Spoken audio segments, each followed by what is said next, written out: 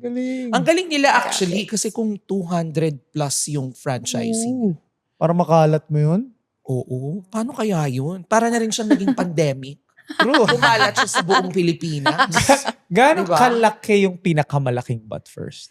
Mga 100 to 150 square meters. Ayaw mo Malaki na talaga yan siya. sa amin. I mean, do you still want to stick to that branding? Or medyo pi-premium Nagmahal na ba? Ayun, maganda tanong. Ayun. From 60 pesos, magkano na siya ngayon? May 69.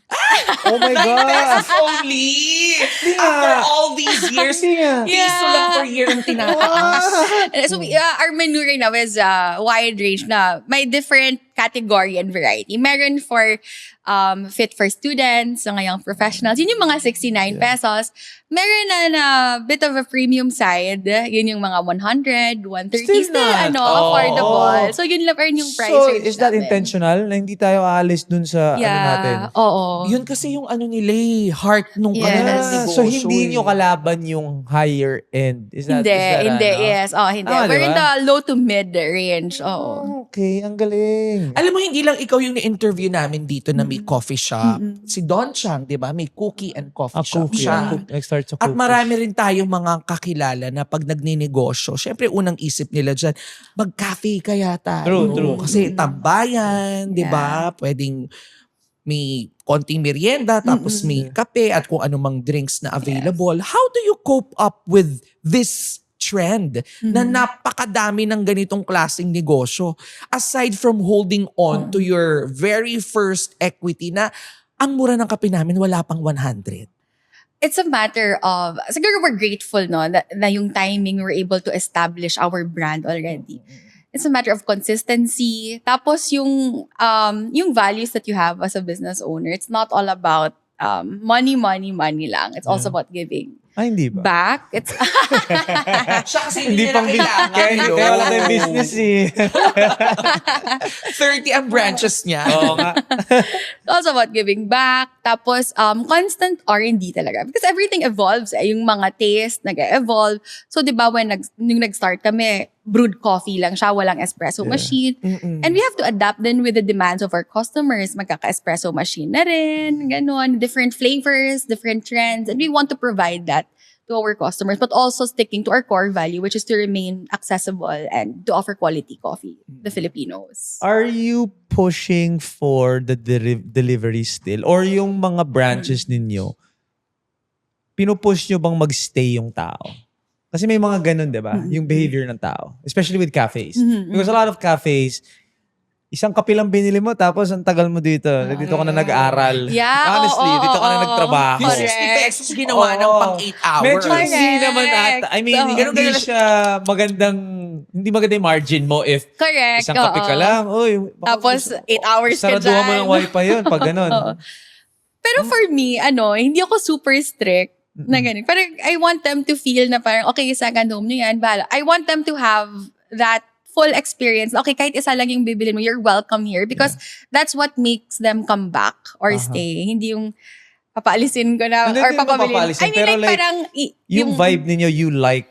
Yes, Okay, okay. oo. Oo. Parang okay lang, chill lang tayo kung tatambay ka doon. Yeah, diba? Kasi I've seen a lot of mga posts or trends din lately na sa mga coffee shop.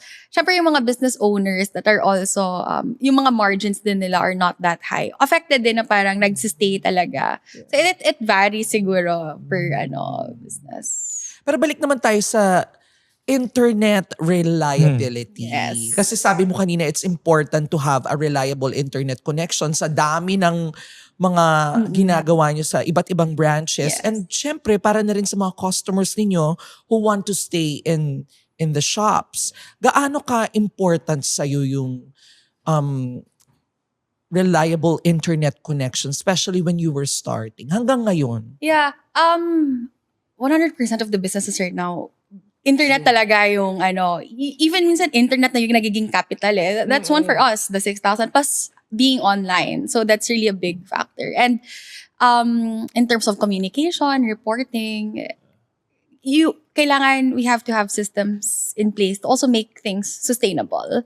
So big factor is the internet, stable internet.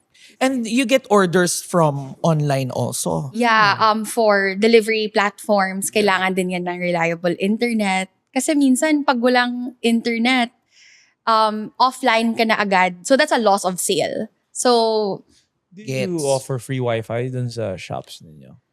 there are some na okay. may free wifi. Yung iba Yeah. piso net. Kailangan may 5 Kailangan pesos. Yes. Para meron kang Maglaglag. 5 minutes. May password ka every 5 minutes. True. Pero totoo, I mean, even for coffee, which you would think na hindi masyadong internet. Kasi may mga ano kami dito, live selling, obviously yun talaga content creators, Correct, vloggers, yun talaga correct. alam mo na yun yung Oo. puhunan nila. Even for cafes, very, very important. You would Yeah. think, obviously, coffee yung puhunan. Pero internet is what makes it Yeah. work, especially if you have 230. Correct. And managing the whole network kailangan talaga because, we have to monitor the performance. We have to also receive may mga account management kami with the franchisees, and that involves communication through online platforms din. That's why Are you it's a still necessity. open? You continue to be open with franchisees? Hanggang Yes, ngayon? yes. Grabe. Is there a target? Mga 1,000. Charot, 1,000 1,000 branches. branches. Mag-ambisyon na lang man tayo, di ba? Why Push na yun. not? Oo. Diba? Kung may lugar ka mahanap di ba? Yeah. Oo. Is Kasi it- ang dami Basta pa may tao palang- pwedeng magkape. Oo, Di ba? That's the... oo. pwede ko man tanong kung magkano? Pwede. Baka may mga gusto Oh, mag-franchise. malay natin. Then, like, how much is it ba to franchise? Bigyan mo lang kaming I'm sure ballpark. meron yung mga ano, di ba? May mga packages. But yung best seller naman is the customized package, which gives the franchisee the flexibility to design, to manage their budget. And that's only for 350,000 pesos. Yung... Tapos, it could go high. Siguro all-in na mga 1.5 to 2 could go higher or lower depende sa size, sa design, at sa location ng. May natutunan ka bang bagong diskarte? Huwag kang matakot na sumubok. Para sa mga nanay na nag-aalinlangan, para sa mga kabataang takot mag-umpisa, at sa bawat manggagawang nagpapakapagod, para sa inyo to. Kung na-inspire ka, ipaalam mo sa amin. Mag-comment, mag-like, at i-share ang episode na to sa mga kailangan din ng push ngayon. Kita-kits sa Apple Podcasts, Spotify, at YouTube. Discarding Pinoy, powered by Converge. Sama-sama tayong lalaban sa mga aral ng buhay.